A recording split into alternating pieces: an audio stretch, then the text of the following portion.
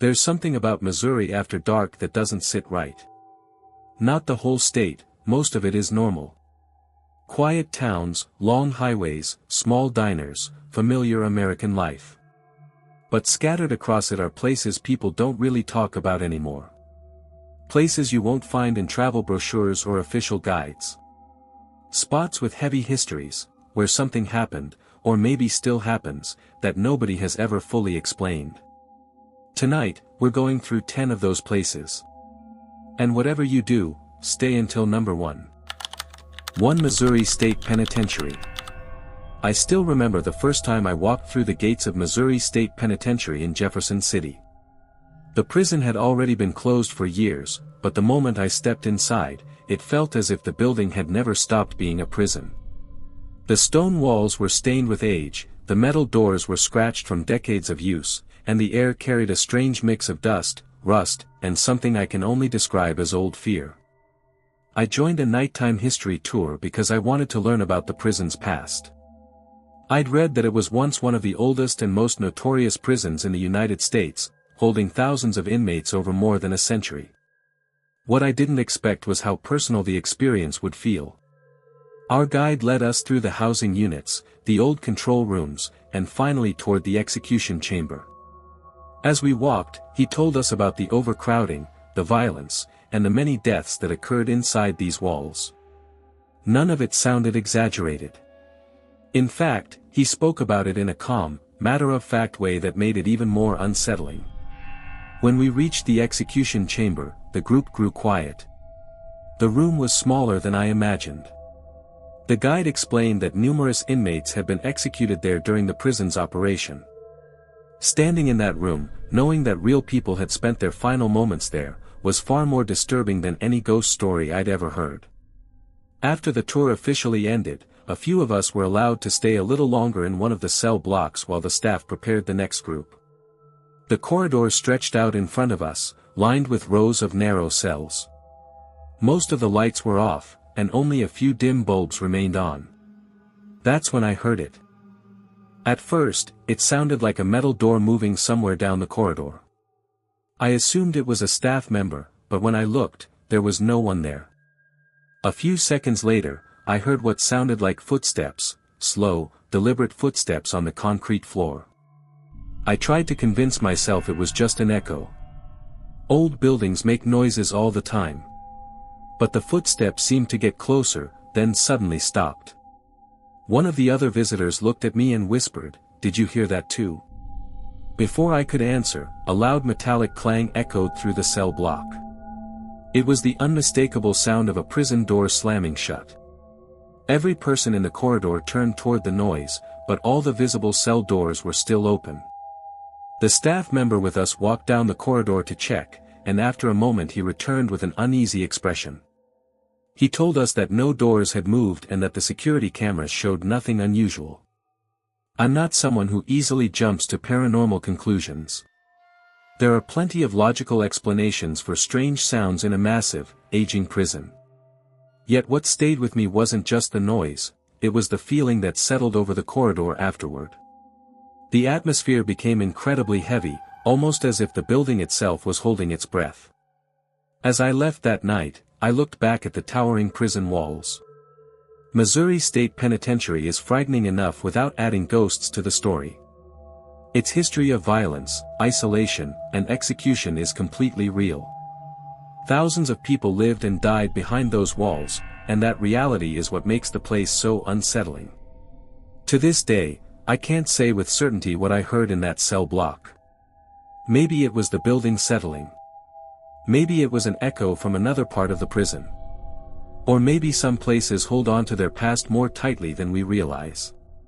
All I know is that when those footsteps stopped in the darkness, every instinct in me said the corridor was no longer empty. 2 Lemp Mansion. I remember arriving at Lemp Mansion in St. Louis on a cold evening just before sunset. I had heard about the building for years. Most people talked about the ghost stories, but what interested me more was the real history behind the mansion. The Lemp family was once one of the wealthiest families in Missouri because of their brewing business. Yet despite their success, a series of tragedies struck the family, including several deaths that happened inside the mansion itself. Knowing that history before I arrived made the place feel different from any other historic house I had visited. The mansion looked beautiful from the outside, but there was something unusual about it. The windows seemed darker than they should have been, and the building carried a strange silence even though there were people nearby. As I walked toward the entrance, I found myself wondering how many people had stood in that exact spot over the last century.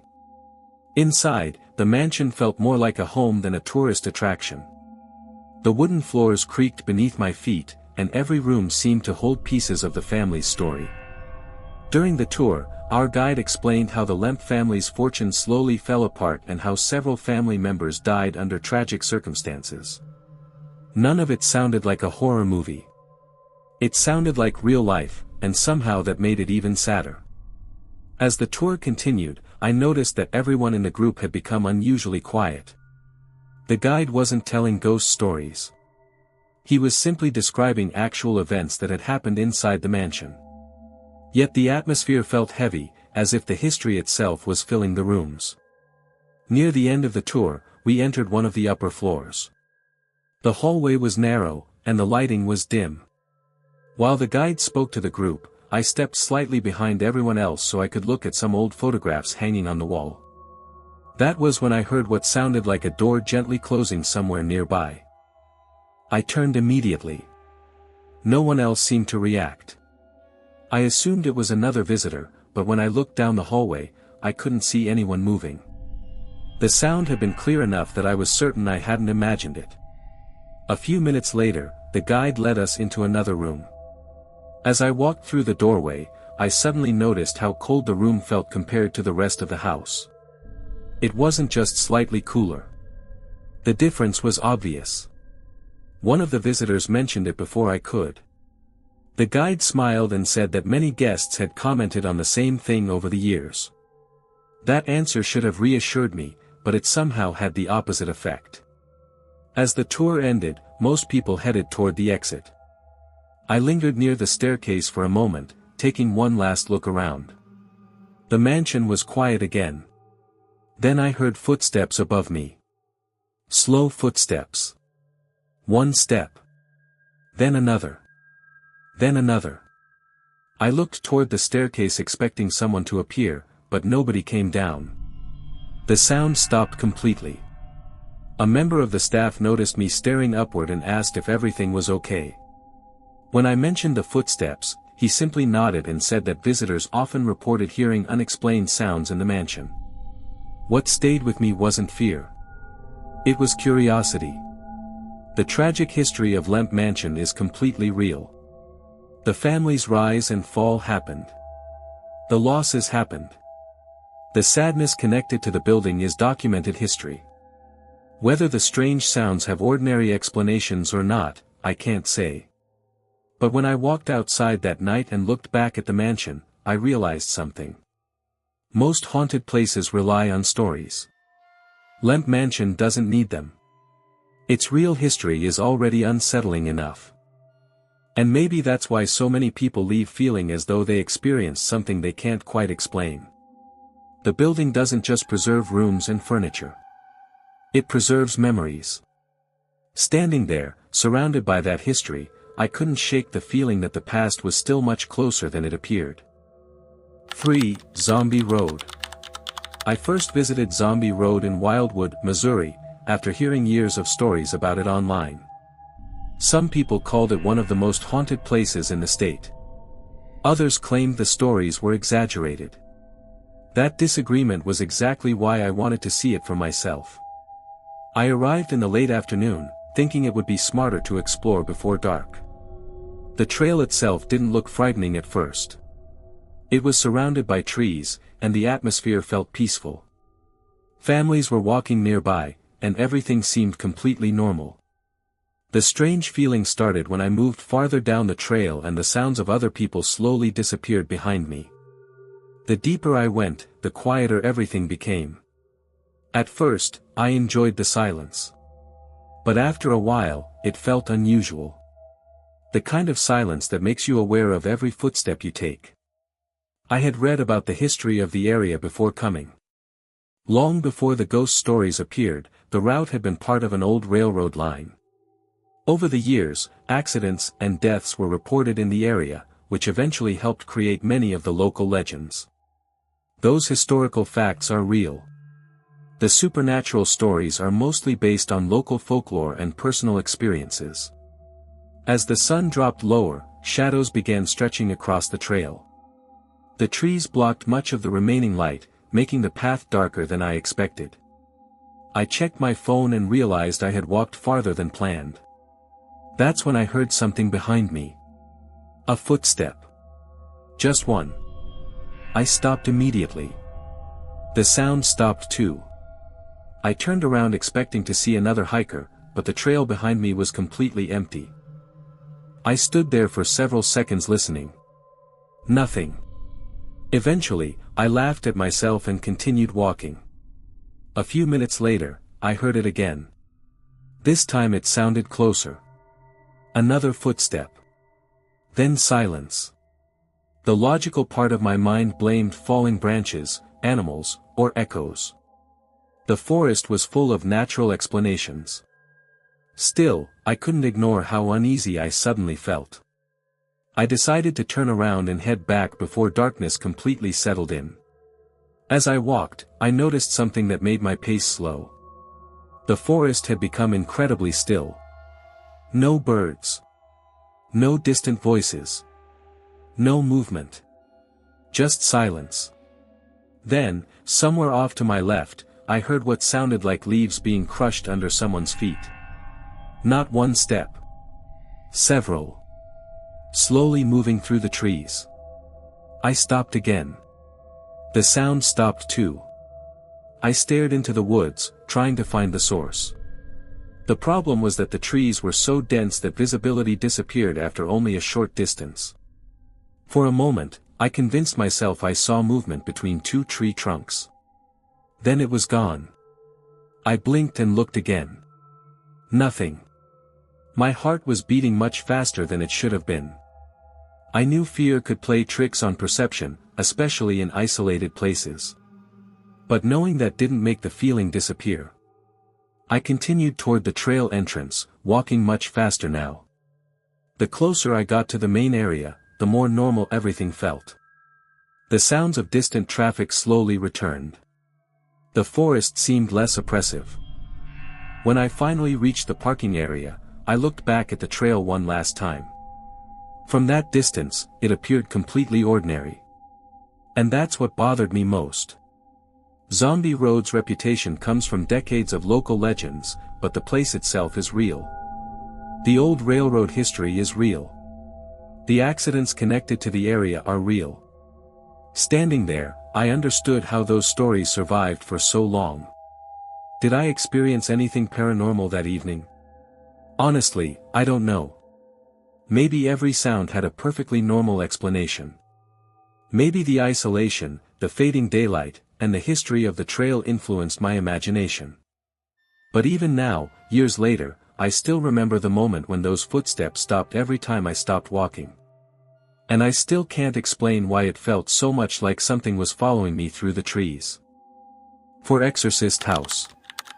I visited the site connected to the famous Exorcist house story in St. Louis because I wanted to understand how a real event could inspire one of the most talked about paranormal cases in American history. Long before I arrived, I had read about the 1949 exorcism case involving a teenage boy whose experiences later inspired the novel and movie The Exorcist. The historical case itself is real and documented, although many details remain debated to this day. When I arrived in the neighborhood, the first thing that surprised me was how ordinary everything looked. The streets were quiet. People were walking their dogs. Children were riding bicycles. Nothing about the area felt mysterious or frightening. That normal atmosphere actually made the story more unsettling.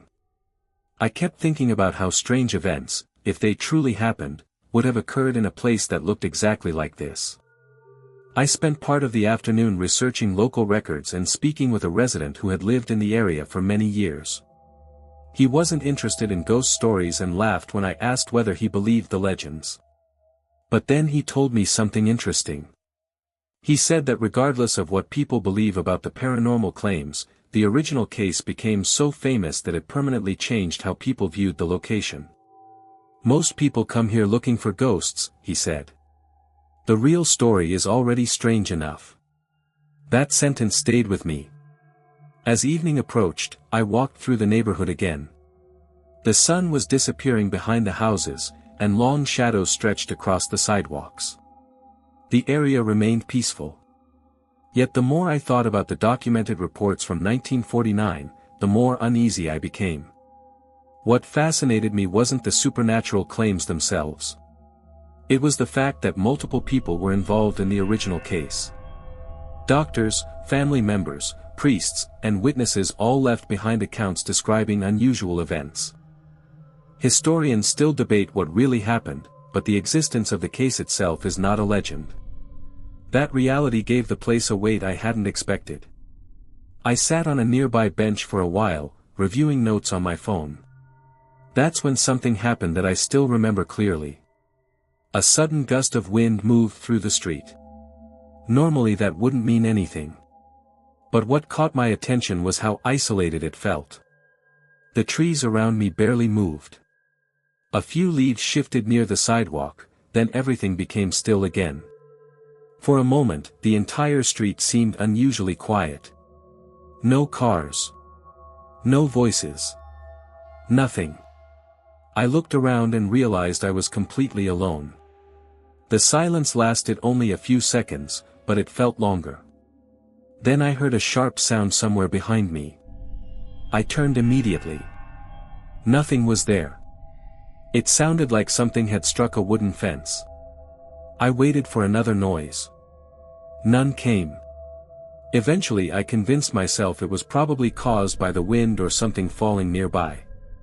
Still, my attention remained fixed on the darkness slowly settling across the neighborhood. As night arrived, lights began appearing in windows around me. The neighborhood looked warm and welcoming again. That sudden return to normality made me smile. Fear often grows strongest when our imagination fills in the blanks. Before leaving, I took one final look down the street. The famous exorcism case remains one of the most discussed paranormal stories in American history because nobody can fully agree on what happened. The documented events are real. The witnesses were real. The investigations were real. What remains uncertain are the explanations. Driving away that night, I realized something important.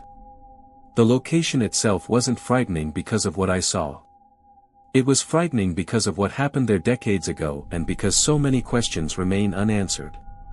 Whether someone believes the supernatural claims or not, the mystery continues to survive. And sometimes a real mystery can stay with you far longer than any ghost story ever could. 5 Vaile Mansion. I first saw Vaile Mansion on a gray afternoon in Independence, Missouri. I had looked at photos online before visiting, but standing in front of the building felt completely different. The mansion was massive, with its tall windows, brick walls, and Victorian design making it look like something frozen in time. It was easy to understand why so many stories had grown around it over the years. Before visiting, I spent time reading about its real history. The mansion was built in the late 1800s by Colonel Harvey Vaile, a successful businessman. At the time, it was considered one of the most luxurious homes in the region. But like many historic mansions, its story was not only about wealth and success. The property witnessed family tragedies, changing ownership, and decades of decline before eventually being restored. Knowing that history made me appreciate the building even more. When I entered the mansion, the first thing I noticed was how quiet it felt. The rooms were beautifully preserved, filled with antique furniture and decorations from another era. Walking through the hallways felt less like visiting a museum and more like stepping into someone's home. As the tour continued, I found myself paying attention to small details. The worn wooden floors. The old photographs. The way sunlight entered through the tall windows and cast long shadows across the rooms. Everything seemed perfectly normal. Yet there was a strange feeling I couldn't shake. The mansion felt occupied. Not physically occupied. Just, present. As though the history of the place was somehow still alive inside the walls. Near the middle of the tour, we entered one of the upstairs rooms. The guide explained some of the mansion's history and then allowed us a few minutes to look around on our own. I walked toward a window overlooking the grounds outside. The view was beautiful. For a moment, I forgot about all the ghost stories I had heard. Then I noticed something unusual. The room had become noticeably colder. At first, I thought it was because I was standing near the window. But when I stepped away, the temperature felt exactly the same. I looked around. A few other visitors were rubbing their arms as if they had noticed it too. Nobody said anything.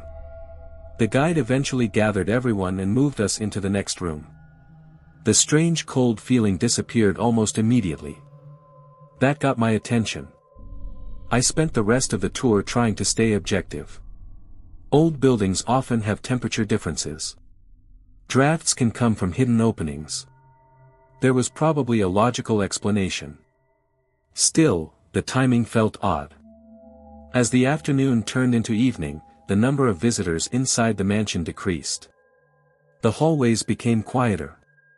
That was when I heard what sounded like a faint creak somewhere above me. I looked toward the staircase. Nothing. A few moments later, another creak echoed through the building. Then silence.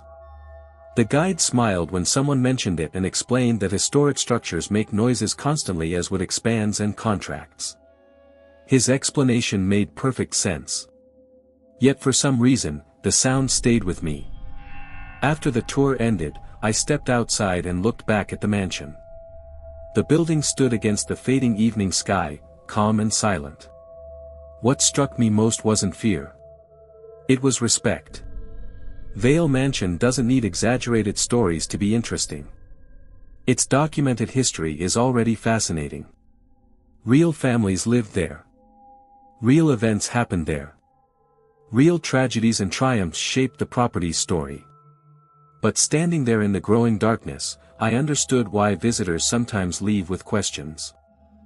Historic places have a way of making the past feel very close. Maybe the cold room was just a draft. Maybe the creaking sounds were nothing more than an old building settling.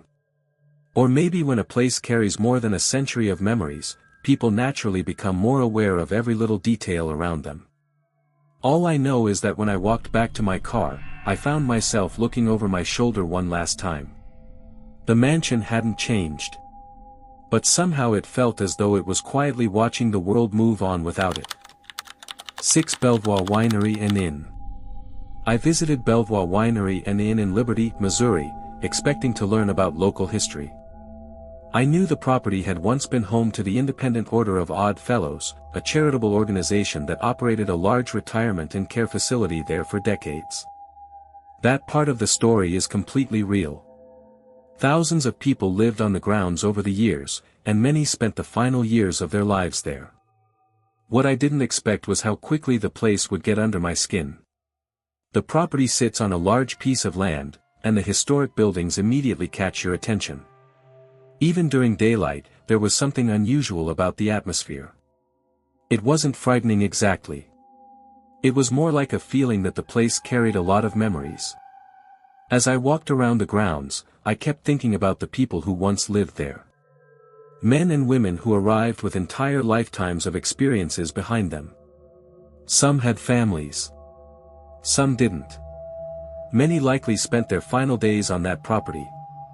That reality alone made the place feel emotional. Later in the afternoon, I joined a guided tour that focused on the history of the buildings. The guide talked about the Odd Fellows organization, the care facility, and how parts of the property had been restored over time. The stories were fascinating because they weren't legends. They were documented pieces of local history. As evening approached, shadows began stretching across the grounds. The large brick buildings looked completely different in the fading light. What felt welcoming during the afternoon now felt strangely isolated. The guide led us through several interior areas. The hallways were long and quiet. The floors creaked beneath our feet. Every sound seemed louder than it should have been. At one point, we entered an old section of the building where many former residents had once lived. The rooms were empty now, but standing there, it wasn't difficult to imagine what life had been like decades earlier. That's when something happened that caught my attention. While the group was listening to the guide, I thought I heard a door close somewhere down the hallway. The sound wasn't loud. Just a soft click. I glanced toward the hallway expecting to see another visitor. Nobody was there. The guide continued talking as if nothing had happened. A few minutes later, one of the other guests quietly asked whether anyone else had heard it. I wasn't the only one. That made me uncomfortable. Not because I thought it was paranormal.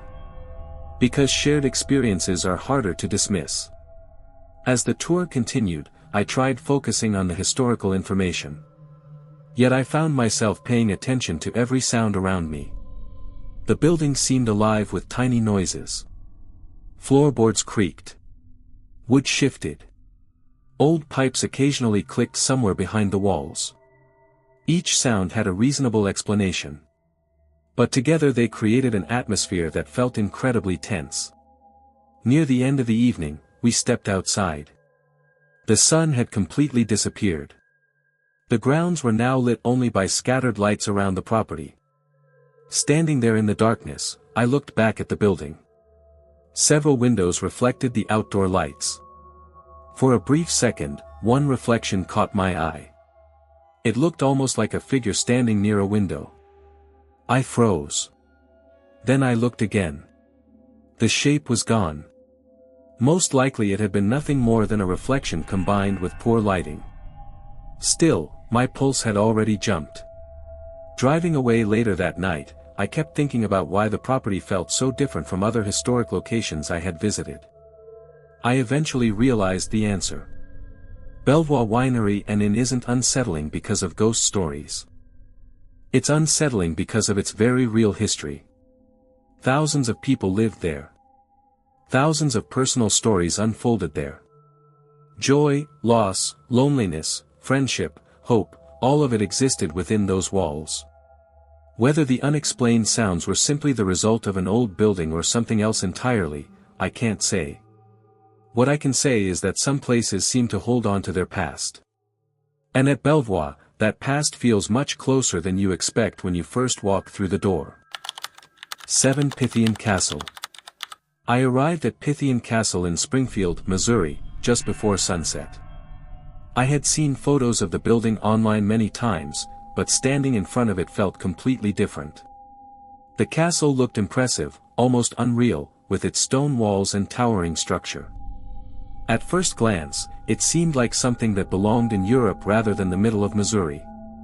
Before visiting, I spent time learning about its history. The building was constructed in the early 1900s by the Knights of Pythias, a fraternal organization.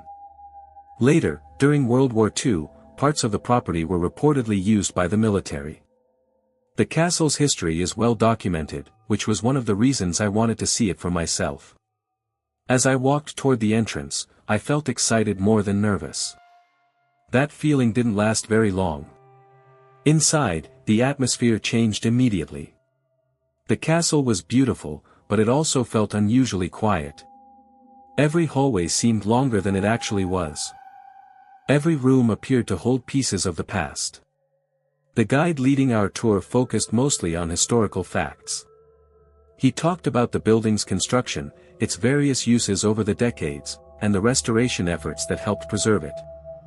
I appreciated that approach. The real history was already interesting enough. As we moved deeper into the building, we eventually reached one of the lower levels. The guide explained that parts of the basement had been used for various purposes over the years, including military-related activities during wartime. The lower we went, the colder the air became. At first, nobody seemed to notice. Then one visitor quietly mentioned it.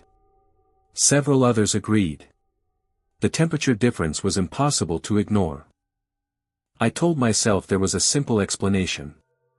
Basements are often colder than upper floors. Still, the atmosphere felt different. The deeper sections of the building seemed to absorb sound. Conversations became quieter. Footsteps echoed through the halls and then disappeared into silence. At one point, our group paused while the guide answered a question. That was when I heard something. A single metallic sound. It was faint. Almost like someone lightly tapping a pipe somewhere in the distance. I looked around. Nobody appeared concerned. A few seconds later, I heard it again. This time another visitor turned toward the same direction I was looking. That got my attention. After the guide finished speaking, he continued leading the group forward. The sound never returned. For the next several minutes, I couldn't stop thinking about it. The logical explanation was obvious.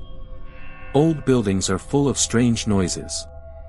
Yet knowing that didn't completely remove the feeling. Later, we entered a large room where the guide shared more historical information. While listening, I found myself looking around at the walls and imagining the countless people who had passed through the building over more than a century. The castle had witnessed celebrations, meetings, wartime activity, and generations of visitors. That realization somehow made the place feel heavier. Near the end of the tour, we headed back upstairs. As soon as we left the basement level, the atmosphere changed again. People started talking more. The tension seemed to disappear. It was almost as if everyone had been holding their breath without realizing it. When the tour ended, I stepped outside into the cool evening air. The castle stood quietly behind me, illuminated by the fading light of the sky. I turned around for one final look before leaving. What stayed with me wasn't fear. It was the feeling that some historic places never fully let go of their past. Pythian Castle's history is real. The building's connection to the Knights of Pythias is real. Its wartime history is real. As for the strange sounds and unusual atmosphere, I can't honestly say what caused them. Maybe they were nothing more than the natural sounds of an aging structure. Maybe the history of the place influenced my perception. But even now, when I think back to that evening, I remember standing in that silent basement and hearing a sound that seemed completely out of place. And for a brief moment, it felt like the castle was reminding us that we were only visitors in a place that had been collecting stories for more than 100 years. 8. Sallie House. I first heard about the Sallie House in Atchison, Kansas while researching haunted locations in the Midwest. The story behind it immediately caught my attention, especially because it was connected to real events, real witnesses, and years of unexplained claims that people still talk about today. The house itself is a normal-looking small residential building, which somehow makes its reputation even more disturbing. I decided to visit the area one afternoon, not fully sure what I expected to feel. When I arrived, the street looked completely ordinary. Cars were parked outside nearby homes, and children were playing in a yard a few houses down. Nothing about the neighborhood gave any hint of the stories connected to this place. If I hadn't known the address, I would never have guessed anything unusual had ever been reported there. As I stood outside the house, I tried to remind myself of the real history. The most well-known account involves a young girl named Sallie, and over the years, visitors and investigators have reported strange experiences inside the home. Some claimed to hear noises, others reported sudden temperature changes or unexplained feelings of being watched. These reports are part of what made the house famous, although none of them are scientifically proven. Still, knowing the history made me feel uneasy as I looked at the building. I didn't go inside because it's a private residence now, but even standing outside felt strangely intense. I stayed near the sidewalk for a while, observing the structure. It looked like any other old American home, simple windows, a small porch, and weathered paint. But the longer I stayed, the more aware I became of how silent everything around it felt. The normal neighborhood sound seemed to fade the closer I focused on the house. At one point, I remember hearing a dog bark somewhere down the street, but even that felt distant, like it didn't fully belong to the space I was standing in. I checked my phone just to distract myself and realized I had been standing there longer than I intended. That's when something small but strange happened. A passing car slowed down as it drove by the house. The driver looked toward it for a few seconds before continuing forward. I can't explain why, but that simple moment made the atmosphere feel heavier, like even strangers were aware of the stories attached to the place. I decided to walk a little further down the street instead of staying directly in front of it. As I moved away, I noticed something interesting. The feeling of pressure I had experienced near the house started to fade almost immediately. The neighborhood sounded normal again. Birds, wind, distant conversations, all of it returned naturally. That contrast stayed in my mind. Later, while reading more about the house, I found accounts from paranormal investigators and visitors who claimed to experience unexplained activity inside. Some described sudden cold spots, others mentioned hearing footsteps or voices when no one else was present. Of course, these are personal reports, not confirmed facts, but they are part of what makes the house so widely discussed. Driving back that evening, I kept thinking about how a place can carry so much attention and emotion even when nothing visibly unusual is happening. The Sallie house is not frightening because of what you see. It becomes unsettling because of what people believe has happened there, and how many stories have been told over time. I can't say I experienced anything supernatural during my visit. There was no clear moment I could point to and call unexplained. But I can say that standing there, even briefly, felt different from any ordinary residential street I have ever visited. Maybe it was imagination. Maybe it was expectation. Or maybe some places become famous for reasons that are hard to separate from the feelings they create in the people who visit them. Either way, it's a place I didn't stay long at, but one I didn't forget easily either. 9 Union Station. I visited Union Station in Kansas City, Missouri on a cold evening when the sky had already turned dark earlier than expected. I had seen pictures of the building before, but I didn't fully understand its size until I stood in front of it. The structure looked massive, almost overwhelming, with its tall arches and old architecture glowing under the station lights. It felt like stepping into a different time rather than just another historic building. Before going inside, I reminded myself of its real history. The station opened in 1914 and once served thousands of passengers every single day. Trains came and went constantly, and for decades it was one of the busiest transportation hubs in the region. That much is completely documented and real, and knowing that made me curious rather than nervous. When I entered, the first thing I noticed was how quiet it was compared to what it must have been in the past. The open hall was huge, but only a few people were walking through it. My footsteps echoed slightly on the floor, and that echo made me more aware of how empty the space felt. I walked slowly through the main hall, looking at the high ceilings and old design details. Everything looked preserved, almost frozen in time. It was easy to imagine crowds of people once rushing through this exact place, carrying bags, saying goodbye, or waiting for arriving trains. As I moved further inside, I started paying attention to the sounds around me. There was a soft hum from the lights, distant voices from other visitors, and the occasional echo of footsteps. Nothing unusual at first. Just a normal historic building. But then something small happened. While I was standing near one of the open areas, I heard what sounded like a faint announcement over a speaker system. It was unclear, like an old recording or distant echo. I stopped and looked around, expecting to see movement or hear it again, but there was nothing. No announcement, no staff nearby, nothing playing that I could see. I tried to ignore it and continued walking. A few minutes later, I reached a quieter section of the station. This part felt different. The light was slightly dimmer, and there were fewer people around. The atmosphere changed in a way that is hard to describe. It wasn't frightening, but it felt heavier, like the space was holding more silence than the rest of the building. I sat down for a moment to rest and observe. That's when I noticed something that stayed in my mind. Every time someone walked far in the distance, their footsteps seemed to disappear too quickly, almost as if the building was absorbing the sound before it could fully reach me. I know that sounds strange, but it created a feeling of isolation even though I was clearly not alone. At one point, I looked toward a long hallway and thought I saw movement at the far end. A shadow shifting slightly before disappearing.